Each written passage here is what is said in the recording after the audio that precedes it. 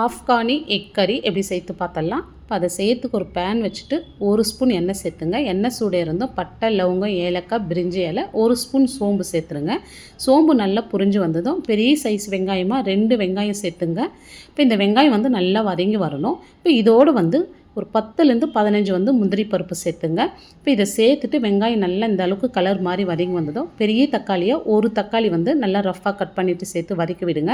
இந்த அளவுக்கு வதங்கதான் காரத்துக்கு ஒரு 4லேருந்து 5 பச்சை மிளகாய், ஒரு கை நிறைய புதினா, ஒரு கை நிறைய கொத்தமல்லி சேர்த்து நல்லா வதக்கி விடுங்க. இப்போ இந்த அளவுக்கு நல்லா சுருண்டு வதங்கி வந்ததும் இதை ஆறின பிறகு ஒரு மிக்ஸி ஜாரில் சேர்த்து நல்லா நைஸாக அரைச்சி எடுத்துங்க. 1/2 ஸ்பூன் எண்ணெய் சேர்த்துட்டு வேக வச்ச முட்டை சேர்த்துட்டு மஞ்சள் தூள், மிளகாத்தூள், மிளகுத்தூள், கொஞ்சமாக உப்பு சேர்த்து நல்லா ஃப்ரை பண்ணி எடுத்துங்க.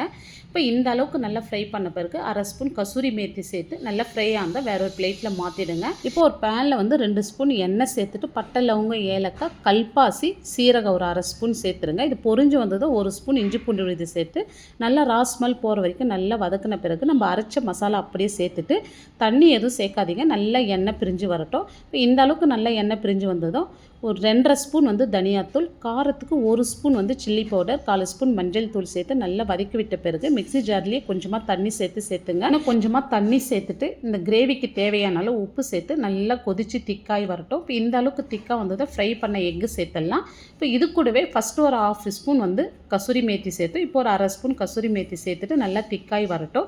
இப்போ இந்த அளவுக்கு நல்லா திக்காய் வந்ததும் பொடியாக நறுக்கின கொத்தமல்லி சேர்த்துட்டா ஆஃப்கானி எக் கறி ரொம்ப சூப்பராக ரெடி பண்ணிட்டோம். இது சுட சுட சாதம், சப்பாத்தியோட சாப்பிட்றதுக்கு சூப்பராக இருக்கும். இப்போ இந்த வீடியோ டீட்டெயிலாக ஃபுல்லாக பார்க்கணுன்னா கீழே இருக்கிற ப்ளே பட்டனை கிளிக் பண்ணி பாருங்கள். பிடிச்சிருந்தால் லைக் பண்ணிட்டு சப்ஸ்கிரைப் பண்ணிவிடுங்க.